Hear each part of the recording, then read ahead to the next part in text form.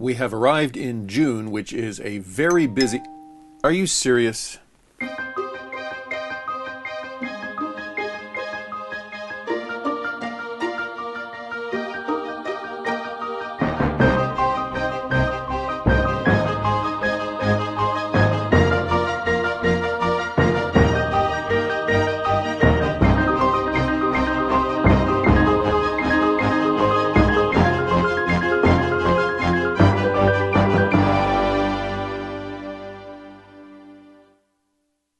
That interruption by my cell phone was honestly not planned, but since it happened, and it kind of fits with the theme about June being a very busy month for me, I decided I'll just make that the cold open and run with it.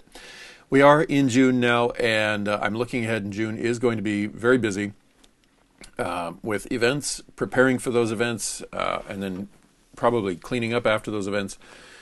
So what I'm going to do today is, while I have some time, I'm going to create a couple of videos at once, maybe even 3, maybe even 4, and then just get them edited quickly and load them.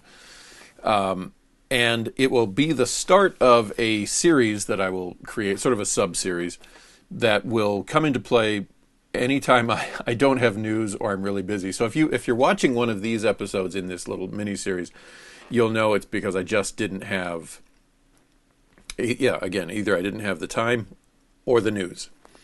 And what it will be is some film reviews. This is something I've actually dabbled with or considered dabbling with in the past because I do like talking about movies. I just enjoy it. I enjoy being able to sit around with people who appreciate them. My wife very nobly has engaged in it ever since marrying a wannabe filmmaker. And we've had some good conversations. Sometimes what I'm talking about, you can tell she's sitting there knitting, going, And other times she does get thoroughly engaged. Her focus is very much on the storytelling.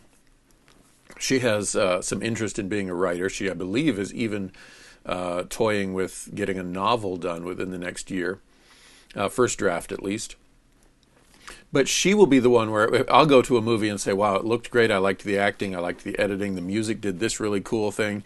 And she'll point out, yeah, but the story failed here or, whatever. She's much better than I am at seeing where it's going.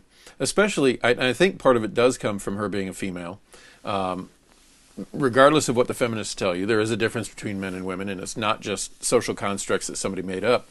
Women have a much more emotional side. They can read things on an emotional level. We've seen, I think we're up to 3 films now, where something has gone right over my head, and she said, oh no, I saw it coming. And I said, why? She said, because the actress said this, and that's just a key giveaway line to any woman. Oh, okay. But anyway, I enjoy those conversations. I enjoy them, and I enjoy the some of the online film critics that I've become attached to. Little starry hearts coming out of my eyes. Not that kind of attached to. I don't know what word I even want now. Should I pause? Should I edit? There are some that I have taken to watching quite a bit. And I've thought to myself, this would be fun.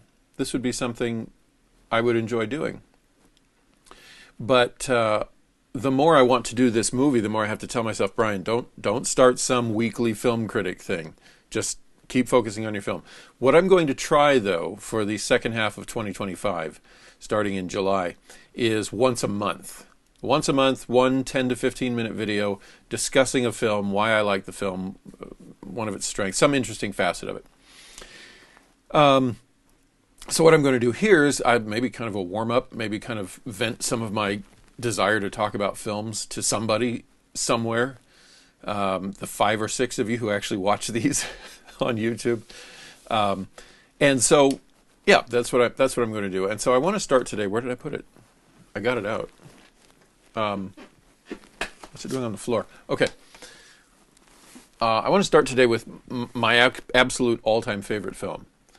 And I mean absolute all-time favorite film. I've been in icebreakers or something like that. You're in some circle of new people, and there's, okay, give your name and where you're from and your favorite book or your favorite song or your favorite movie. And there's always somebody. And if it's a big enough group, there are multiple people. Oh, wow, gosh, there's just so many. I like this one and I like this one, and I'm cutting through all of that. So no. An alien race has landed. They hate cinema. They hate film. They hate motion pictures.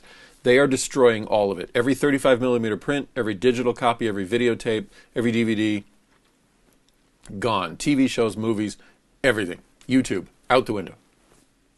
Brian, you can preserve. They are allowing you to preserve one movie for all time. If you ever want to watch a movie again, if you ever, gosh, I want to. I feel like I'm in a mood for a movie tonight. I've been busy, The aliens say you can have one. What is it? You have to narrow it down to one. No, you can't say The Lord of the Rings and count all three of them as one. Those are three separate films. They are registered with three different MPAA registry numbers. Kill Bill is two different films, Volume 1, Volume 2. One film, what is it? For me, it is The Adventures of Baron Munchausen by Terry Gilliam. This is, and has been ever since I saw it in 1988, my all-time favorite film. Nothing has dethroned it. At no point in my life have I thought, ooh, I might like that film better than this one. It hasn't happened. Some have gotten close, and we'll talk about those probably in the very next two or three. This is it, though. This is at the top. Why?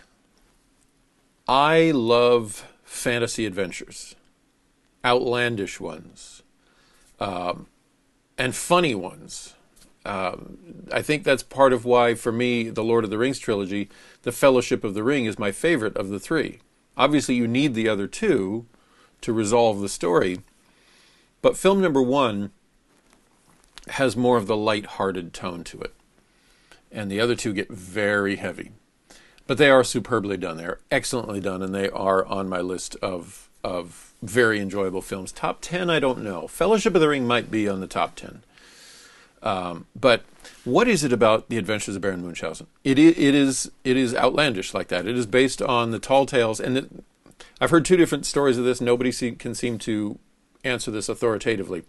There was a real-life Baron Munchausen in the German cavalry of the 1700s, 1800s, maybe 1700s, anyway, a couple centuries ago.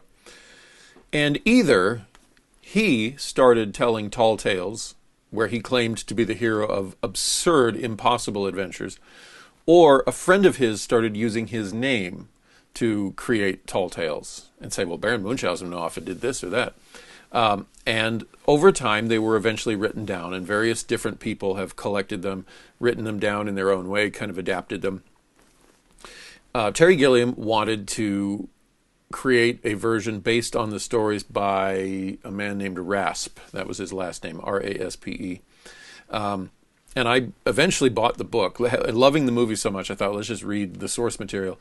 And I have to say, this is one of the few times where the movie, to me, is far more interesting. The book by Raspe is very slow in parts. There were times I was just turning pages going, can we please? How much longer is this book? But Terry created, I think he says somewhere in a DVD commentary or interview, he wanted to get people interested in reading classic literature again. So he picked this one and decided to go with it. And of course, he made it very much his style anyway. If you're not familiar with Terry Gilliam, pick any three of his films, and by the time you're done, you will see two common themes. One of them is the battle between reality and fantasy. It happens in Time Bandits, it happens in Brazil, it happens in The Adventures of Baron Munchausen, it happens in 12 Monkeys, it happens in The Imaginarium of Dr. Parnassus, it happens in The Man Who Killed Don Quixote, it happens in Fear and Loathing in Las Vegas. Not quite as much there, but it is still there. Of course, that one is a drug-induced fantasy versus reality. But just right on through his films, it's a very common theme. And in his view, you can tell by watching his films, in his view, the fantasy world is far more fun and desirable. This real world is bleak and gray and dominated by his second theme, which is the bureaucracy. So many of his films have a hero who wants to live a life that is full of joy and happiness and creativity and imagination. And somewhere in the film is someone who wants to drag that down, saying, you can't, you haven't filled out the right paperwork. The big one for this is Brazil, and I won't go into it now because I may talk about that some other time. But it happens again in Baron Munchausen. It's there. Anyway, Baron Munchausen is played by John Neville, a Canadian Shakespeare actor. This was actually his big Hollywood break. He became known, even though the film was a major flop, which is an entire story in itself. I recommend the book called Losing the Light. And it's all about how this film doubled its budget and barely made anything at the box office, was a fiasco from start to finish. And I think what impresses me the most when I read that book is to then watch the movie again and realize you can't tell. There's nothing in the movie that says, we ran out of money, or went over budget, or this thing was a mess, or it took months longer than we expected, or we got one shot today because then the weather, or the local Italians, or whoever, our producer went AWOL. And they shut down for 2 weeks trying to secure more funding. You can't tell by watching. Anyway, in the film version, Baron Munchausen shows up at a local town. They're putting on a play about the adventures of Baron Munchausen, and he shows up and says, wait a minute, I'm the real Baron Munchausen. You're doing it all wrong. Let me tell you. So the film is his retelling of his adventures, and how he had 4 servants, one who was incredibly strong, one who could see for hundreds of miles, one who could run hundreds of miles an hour, and one who could... I've lost them. Anyway, which ones did I name? And it's one of these where it plays like it could very easily be a children's book, like The 5 Chinese Brothers or the King with 6 Friends, where a bunch of people with magic or special powers, or, impossible powers gather together to save the day. So most of the film is his going out to find his servants after he's been separated from them. So he flies to the moon on a hot air balloon. That's the kind of fantasy I like. How do you get to the moon in a hot air balloon when there's no oxygen in between? Show me the film that ignores that, and that's the kind of film I like. And then later they fall off the moon back to Earth and land in a volcano where they meet Vulcan, the god of war. And then they end up in the belly of a whale. And it's all handled so impressively. That's another, I said I like fantasy adventures. What I don't like is cheap fantasy adventures. They look cheap. They feel Disney-fied. I like the old Disney animated films. I'm for that. But a lot of their modern stuff, it feels very plastic. It feels like you're in the amusement park when what I really want is a good movie. This isn't Disney, but Dungeons and Dragons, way back in the 1980s, there was a Dungeons and Dragons film, and I thought, this could be fun. I like fantasies. 30 minutes into it, I had to stop. The kids were talking in modern dialogue. The dialogue itself was cheesy. Everything looked like a kid's film, not a serious fantasy adventure. Even the new one, Dungeons and Dragons: Honor Amongst Thieves, was better, and I liked it more. I wanted to like it more than I even did, though, because it still smacked of just this kind of hybrid of let's take a fantastical, almost medieval feeling, and let's mix it with some modern lingo and stuff. Chris Pine speaks in a very normal accent, and there's activities there. I'm running out of time quickly. This is an amazing movie because it feels rich. It feels full. It feels like they cared, too, at every step. The costumes and the production design and everything is just so outstanding. It's so much fun. And that's another thing, is I like a movie to feel fun, and this one does.